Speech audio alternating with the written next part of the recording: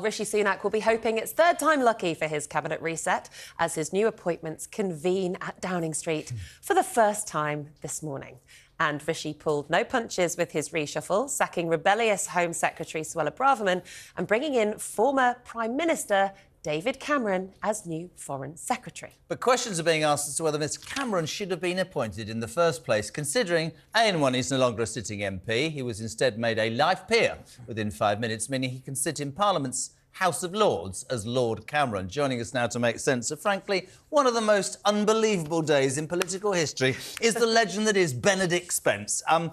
First of all, I should acknowledge the moustache, Captain Mannering. I know. I initially started growing it just to upset Julia Hartley-Brewer, and then it became a charity thing, obviously. Why did you do that to upset Julia? Because for some reason... Yes, for everybody's benefit. No truth in the rumour that she's also growing one for charity. I'm absolutely joking if you're listening. I'm messing, but well done to you, and we're going to sponsor him. Give him that quid that I lost. Give that for the charity. I've got a collection tin somewhere. Stop rattling it. Benedict, thank you so much indeed for joining us. By anybody's standards, a seismic day. Did you see this left-field David Cameron, a man who threw a hissy fit and exited Downing Street 7 years ago, coming back? Absolutely nobody saw it. There was this sort of consternation, and you could almost hear the surprise in people's voices as people were watching live, and all the journalists outside Downing Street were going, hang on, what's going on here? Is this Nadine Dorries' Dr. No that she's been mentioning in the background? Has it been him all along? Nobody was expecting it. It's a really ringing endorsement of the quality of other MPs currently in the party. To a degree, I suppose, it shows that Rishi Sunak is as in touch with the rest of the public about the quality of the rest of the MPs, that he's actually gone, we're going to have to bring somebody back. It's a bit controversial, as you sort of alluded to just there, but it draws a line under this whole Suella Braverman episode, for the time being at least. Does it? You both leapt into does it really? This is the thing. This is the thing. I think, broadly speaking, I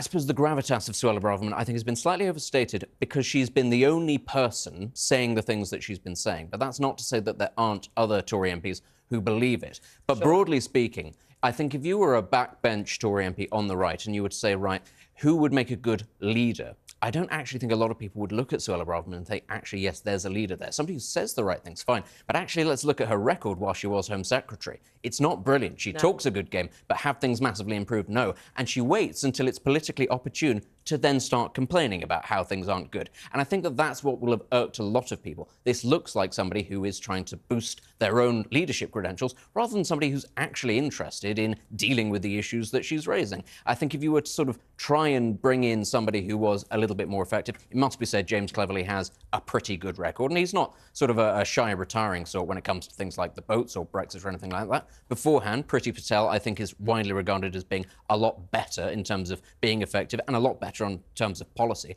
Just because neither of them is particularly big on coming out with rhetoric and trying to grab attention in that way, doesn't mean that that there weren't better options out there. I mean, and we do need to remember, because people are talking about Cameron coming back, Cameron isn't replacing Suella Braverman. He's replacing James Cleverly in a different role. It's Cleverly who's been moved to that position. And I think actually most people would look at Cleverly and say, I don't think that's a bad pick for Home Secretary, broadly speaking. Cameron, of course, not replacing Suella as Foreign Secretary, but he has replaced Suella on the front pages this morning. Exactly. That was the short-term thinking. Yeah. Will it work long-term? I mean, I suppose, really, it depends how big a role he's going to be taking. Is he actually just going to be doing the sort of the elder statesman dignitary thing and going around the world meeting foreign heads of state? Or is he going to be pontificating? Is he going to be offering his opinion? And I think, I have to say, there's been a lot of sort of anger from a lot of Tories, especially on the right, at him coming back. As you said, he's the man that called for the Brexit referendum and then scarpered when it didn't go his way. Election poster boy, I reckon. He is. Do you know what? He appeals to a section that actually the Tories do need to appeal to. The right of the party doesn't have anywhere else to go, if we're being honest. The Suella Bravermans, they're not actually going to go to reform if there's a chance that they can keep Labour out. It'll be like with the Brexit Party or UKIP. People might say, yes, I'm going to vote for that party, but when it gets to the booth, they've gone, no, actually, I'm going to vote Tory. But what we're talking about here are people who might go Lib Dem in those sort of swing seats, or people who might even be tempted to go Labour, who would look at Cameron and go, he's somebody actually I can get on board with. I get that, and I've spoken to many people who would perhaps always have voted Tory and are struggling because their idea of the Tory party, as I keep saying, we talked about this earlier, was low taxation, safe borders, a strong military. And whatever your political persuasion, if people don't like this, I'm sorry, but the fact of the matter is the Conservatives have lost that middle ground to Starmer. And maybe the part of the Cameron thought process is that one nation Tory. However, right, you talked about irking a lot of people. You know, you talk about the people in the Tory party who have been overlooked, right? You also have to understand something that I said an hour ago, and I said yesterday, it was my initial reaction. I can't get away from this, Benedict. Whatever you make of Boris Johnson and Brexit, 52% of this country in 2019 voted to leave, right? You now have, on that mandate, 3 people, right, led by a man who was never elected by the British people, and you've got 2 staunch Remainers as Chancellor and Foreign Secretary. That won't sit very well with those people as well.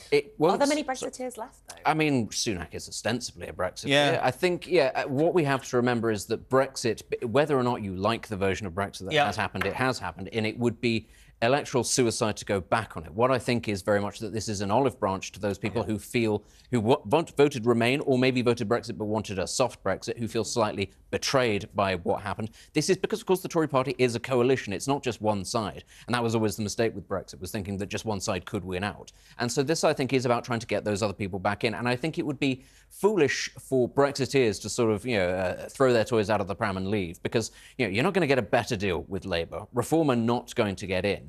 And I think, actually, this is a bit of a shot in the chops to those people who perhaps voted for Brexit and thought, oh, it's fine now, everything's fine, we've got our way, and everything is going to go exactly as we say. No, you have to keep on re-winning the same fights over and over. And the Brexiteers, the high-profile Brexiteers that we've had, have not actually been very good. And, people were talking about, for example, Braverman or Truss or whoever it was, these slightly insurgent characters not being allowed to get their way. Actually, what I would say to Brexiteers is, look at the calibre of the MPs that you've been able to sort of push to the fore. Apart from Boris Johnson, who, was always going to have the knives out for him and should have known better around things like Partygate, the actual quality, the calibre of Brexiteer MP has not been particularly high. And so it's on them, actually, to own the fact that they currently no longer have control of the wheel, I think. So not wanting to feed into any conspiracy theories here, we did mention briefly, or you mentioned Nadine Dorries' Dr. No from her book earlier. Amazing book. But she does say that in her book and in person that David Cameron is this kind of anointed one, this protected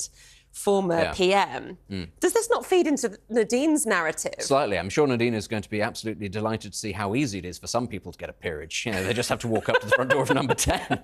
What odds George Osborne next? I'm with Nadine. I'm with Nick. Wouldn't that be? Oh, my word. Can you imagine George Osborne's coming up the street this morning? But you know what? What I would say to that is, those were the architects of austerity. Yes. After bringing in austerity, they increased their vote share and they won a general election. You have to say this about David Cameron. He stood to be Prime Minister twice, and he ended up Prime Minister on both occasions, despite running on a platform that was profoundly unpopular. Really quickly, could this be Dominic Cummings in the background again? On the Nadine theory, maybe. is this a Dominic Cummings move? Cummings hates Cameron, and the feeling is mutual. So if it were, that would be incredible. I throw 3 very quick questions at you? Sure. Esther McVey, Minister for Wokeness.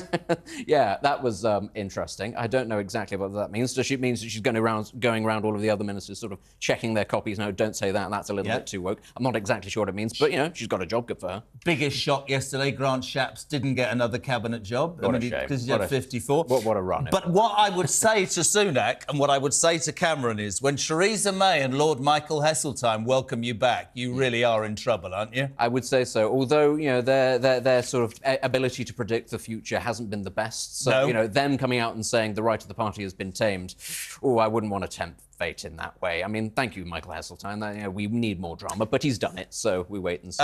BS, I'm joking. Benedict Spence, well done with the moustache. We will definitely sponsor you. Thank you very much indeed.